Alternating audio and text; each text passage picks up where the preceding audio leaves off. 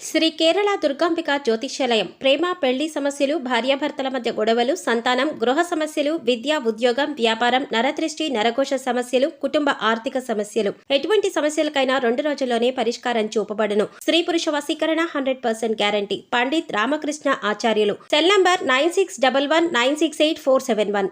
ఓం శ్రీమాత్రే నమః. ఛానల్లోకి స్వాగతం అండి. సింహరాశి వారి చుట్టూ ఒక దేవత తిరుగుతోంది. అయితే ఆ దేవత ఎవరు, ఎందుకు తిరుగుతోంది, ఆ దేవత అనుగ్రహం కోసం మీరు ఏం చెయ్యాలి, అసలు మీ చుట్టూ దేవత తిరుగుతుంది అనడానికి సంకేతాలు ఏంటి, అలాగే సెప్టెంబర్ 18వ తేదీన మీకు ఏం జరగబోతోంది అనే ఆసక్తికరమైన విషయాలన్నీ కూడా ఈ వీడియోలో మనం వివరంగా తెలుసుకుందాం. కానీ అంతకంటే ముందుగా మీరు కనుక మన ఛానల్ని ఇప్పటి వరకు సబ్స్క్రైబ్ చేసుకోకపోతే సబ్స్క్రైబ్ చేసుకుని పక్కనే వచ్చిన బెల్ ఐకాన్ నొక్కి ఆల్ సెలెక్ట్ చేసుకుంటే మేము ఇలాంటి వీడియోస్ అప్లోడ్ చేయగానే ముందుగా మీకు నోటిఫికేషన్ వస్తుంది. అలాగే వీడియో నచ్చినట్టయితే లైక్ చేసి మీ ఫ్రెండ్స్ అండ్ ఫ్యామిలీ మెంబర్స్లో సింహరాశి వారు ఎవరైనా ఉంటే వారితో మర్చిపోకుండా ఈ వీడియోని షేర్ చేయండి. ఇక వివరాల్లోకి వెళ్తే, సింహరాశి వారి చుట్టూ ఏ దేవత తిరుగుతోంది అనే విషయాన్ని తెలుసుకోబోయే ముందు మీరు జీవితంలో కొన్ని విషయాలను నిర్లక్ష్యం చేయకూడదు. ఇలా చేసినట్లయితే కనుక జీవితంలో ఎన్నో కష్టాలని, నష్టాలను ఎదుర్కోవాల్సి ఉంటుంది. కాబట్టి వాటి నుంచి బయటపడడానికి ఆ విషయాలను నిర్లక్ష్యం చేయకుండా ప్రతి అంశాన్ని కూడా ఆచితూచి ఆలోచించి నిర్ణయం తీసుకోవాలి. ఆ విషయాల గురించి మనం వివరంగా తెలుసుకుందాం.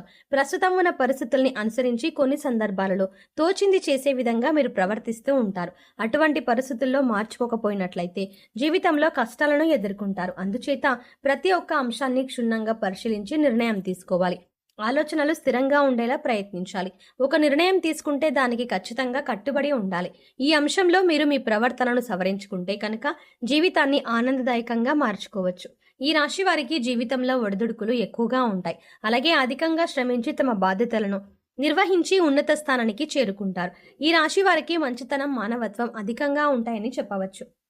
ఇతరులు కష్టాల్లో ఉంటే ఖచ్చితంగా ఏదో ఒక విధంగా సహాయం చెయ్యాలి అని అనుకుంటారు. వీరి దగ్గర దానం ఉండాలి, లేదంటే ఎదుటివారి కష్టాల్లో ఉంటే మాత్రం సహాయం చేయడానికి ప్రయత్నిస్తారు. ఈ రాశివారు న్యాయం అనేది ఎవరికైనా ఒకటే అనే ఆలోచన కలిగి ఉంటారు. అందుకే మీకు ఎలా న్యాయం జరగాలి అని కోరుకుంటారో అలాగే ఎదుటి వారికి కూడా వారు నిజాయితీ పరులైతే వారికి ఖచ్చితంగా న్యాయం జరగాలి అని కోరుకుంటారు. ఈ గుణం కారణంగా ఎదుటి వ్యక్తులు మీకు ఆకర్షింపబడతారు. ఎప్పుడూ కూడా ప్రశాంతంగా ఉంటూ జీవితాన్ని ఆనందంగా గడపడానికి ఎక్కువ ఇష్టపడతారు. ఎదుటి వాళ్ళు కష్టాల్లో ఉంటే సాయం చేయడానికి ముందుంటారు. కొద్దిగా సాయం చేయడానికి మీకు కష్టమైన పరిస్థితులు ఎదురైనా కూడా ఇష్టంగా సాయం చేయడానికి ముందుంటారు.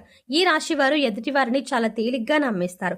కానీ వారు మిమ్మల్ని మోసం చేశారని తెలిస్తే, లేదా వారికి మోసపూరితమైన ఆలోచనలు ఉన్నాయి అని తెలిస్తే మాత్రం వారిని దూరం పెడతారు. అది బంధువులు కావచ్చు, మిత్రులు కావచ్చు, ఎవరైనా సరే వారిని దూరం పెట్టడానికి వెనకడుగు వెయ్యరు. ఒకవేళ నమ్మిన వారి చేతిలో మోసపోయామో అని తెలిసినా కూడా మీరు ఎక్కువగా రియాక్ట్ అవ్వరు. కానీ వారిని మాత్రం శాశ్వతంగా దూరం పెడతారు. ఇలాంటి మీకున్న లక్షణాలు మీకున్న అందరిలో కంటే కూడా ప్రత్యేకంగా నిలబడేలా చేస్తుంది.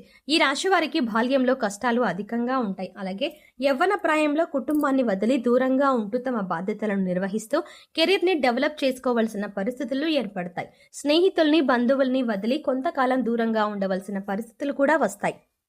ఇబ్బందికరమేమైనా కుటుంబ పరిస్థితులు కొంతకాలం ఎదురవుతాయి.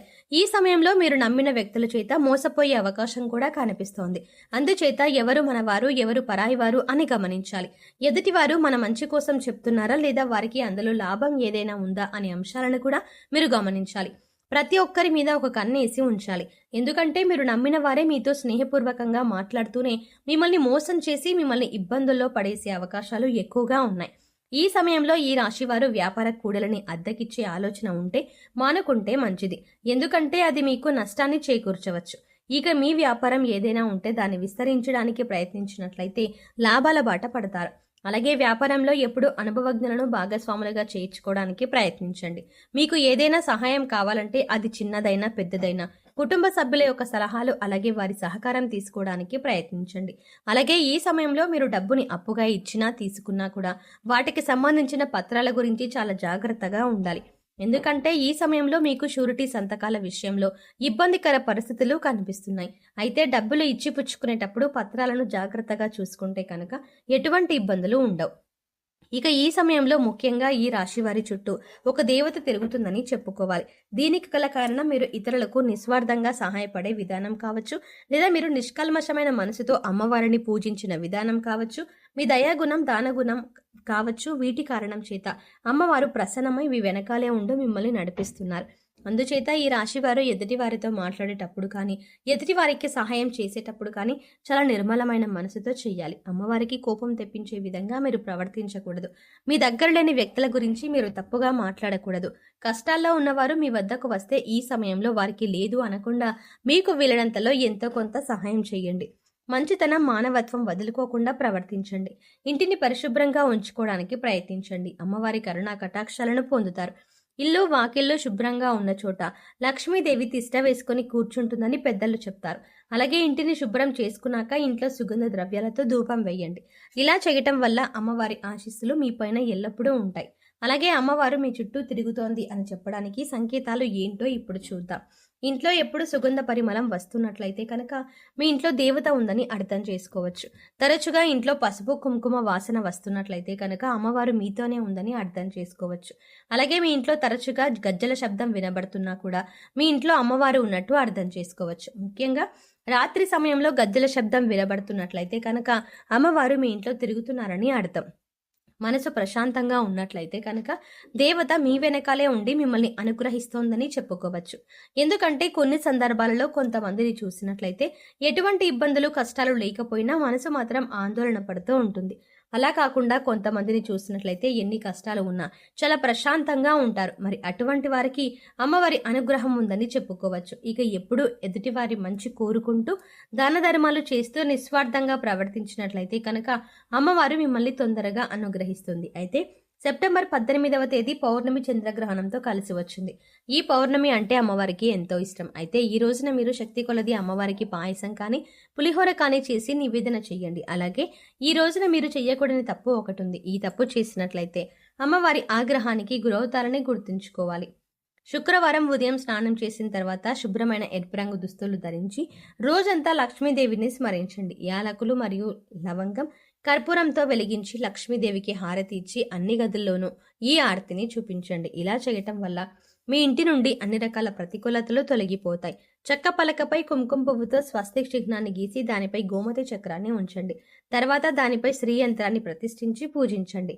పూజ తర్వాత గోమతి చక్రాన్ని మీ పర్సులో లేదా డబ్బు దాచుకునే ప్రదేశంలో ఉంచండి. ప్రతి మంగళవారం ఈ విధంగా చేయడం వల్ల మీ సంపద పెరుగుతుంది. అలాగే మీ కెరియర్ జీవితంలో విజయాన్ని పొందుతారు.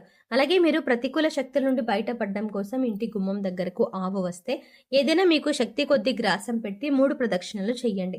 భిక్షగాళ్ళు వస్తే వారికి ఏదో ఒకటి ఇచ్చి పంపియండి.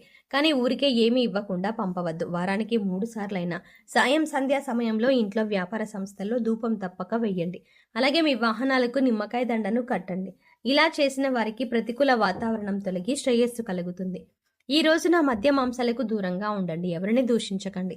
ఇలా చేయటం వల్ల మీరు చిక్కుల్లో పడే అవకాశం ఉంటుంది. మీ చుట్టూ అమ్మవారు తిరుగుతుంది అన్న విషయాన్ని గుర్తుంచుకోండి. ప్రతిరోజు దీపారాధన చేయండి. మీ ఇష్టదైవ నామస్మరణ చేస్తూ ఉండండి. రోజుకు ఒకసారైనా కనకధార స్తోత్రం చదువుకోవడానికి ప్రయత్నించండి. చదవటానికి వీలు కాకపోతే కనీసం వినడానికి ప్రయత్నించండి. ఇలా చేయటం వల్ల అమ్మవారి కరుణా కటాక్షాలతో అద్భుతమైన ఫలితాలని పొందుతారు. సో చూసారు కదండి, సింహరాశి వారి చుట్టూ ఏ దేవత తిరుగుతుంది, సింహరాశి వారికి పౌర్ణమి చంద్రగ్రహణంతో కలిసి వచ్చిన రోజున ఎటువంటి ఫలితాలు పొందుతారు, అలాగే మీ చుట్టూ ఉన్న దేవతను ఏ విధంగా గుర్తించాలి, దేవతను ప్రసన్నం చేసుకోవడం కోసం మీరు ఏ పనులు చేయాలి అనే అంశాలను ఈ వీడియోలో మనం వివరంగా తెలుసుకున్నాం కదా. ఈ వీడియో మీకు నచ్చినట్టయితే లైక్ చేసి మీ ఫ్రెండ్స్ అండ్ ఫ్యామిలీ మెంబర్స్లో ఎవరైనా సింహరాశి వారు ఉన్నట్లయితే వారితో ఈ వీడియోని షేర్ చేసుకోవడం మర్చిపోకండి. కానీ అంతకంటే ముందుగా మీరు కనుక ఇప్పటి వరకు మన ఛానల్ని ఇంకా సబ్స్క్రైబ్ చేసుకోకపోతే వెంటనే సబ్స్క్రైబ్ చేసుకొని పక్కనే ఉన్న బెల్ ఐకాన్ క్లిక్ చేసి అందులో ఆల్ సెలెక్ట్ చేసుకుంటే మేము ఇలాంటి వీడియోస్ అప్లోడ్ చేయగానే ముందుగా మీకు నోటిఫికేషన్ అందుతుంది. మరో చక్కటి వీడియోతో మళ్ళీ కలుద్దామండి. ఓం శ్రీమాత్రే నమః.